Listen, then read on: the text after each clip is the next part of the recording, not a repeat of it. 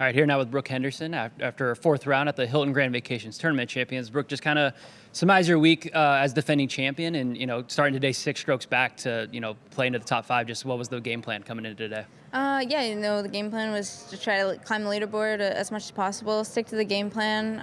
To shoot -4 in these conditions, I'm really happy with. It was very cold and very windy, so yeah, no, just happy to climb the leaderboard and get a top finish.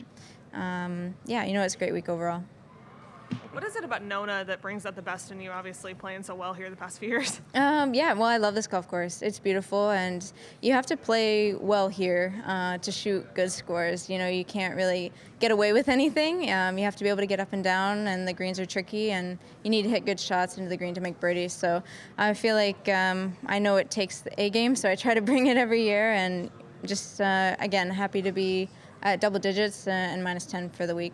I know a dream start's always a win, but a top 10 and top 5 to really start off the year is always a good note. Just how much confidence does this give you looking ahead to the rest of the season and even to next week? This is great. Coming into the week, you just want to get a top finish. You want to see where the game's at and what you need to improve on for the rest of the year. And this was a really exciting week for me coming in as defending champion. And I gave it all I had, but unfortunately just a little bit short this year. But just take the top finish and keep moving forward.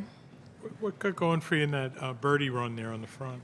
That was really fun. I was playing pretty steady. I made a couple clutch par saves, one on 5 and then again on 12 to kind of keep the round going. But to get 3 birdies in a row, 7 through 9, and then another one on 11, that was a lot of fun. And I felt like I was feeling the momentum and just trying to keep pushing and trying to climb up as much as I could.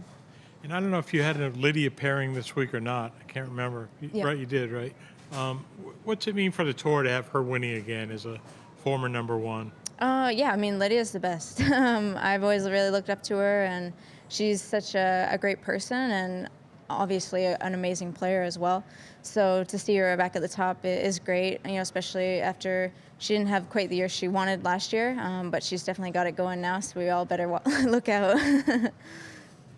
Actually, it's not just Nona, but in this event, even going back to the previous site, you're 72 under par over 24 rounds. So what is it about this event? Is it the format? Is it just the time of year? What gets you off to such a great start? I love the atmosphere of this event. It's a lot different than just a regular tour event. It's really fun, and meeting the different celebrities, getting to know them a little bit and learning from them. I really enjoy that aspect of it. And just, Hilton Grand Vacations, they do an amazing job, and I'm always excited to be in the field, and I work really hard to try to get my invite back to this event. I just look forward to it, and it's nice that I've been able to finish pretty well at it. It's looking like Lydia's going to get to within a point of the Hall of Fame.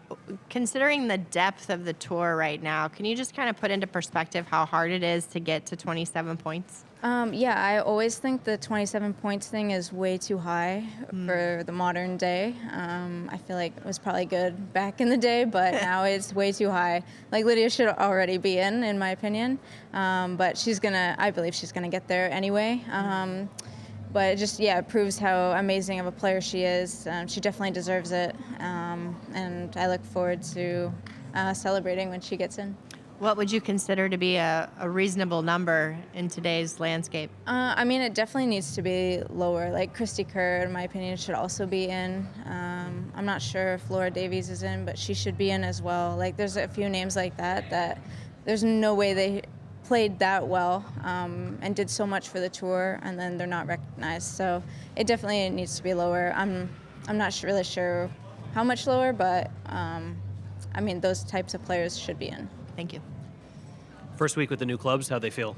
Good, yeah. I feel like, today I really got things going, which felt great. I felt like everything was kind of on today, which is what you want on a Sunday in the final round. So that felt nice, but I feel like I have a couple things I want to work on, but the clubs felt great.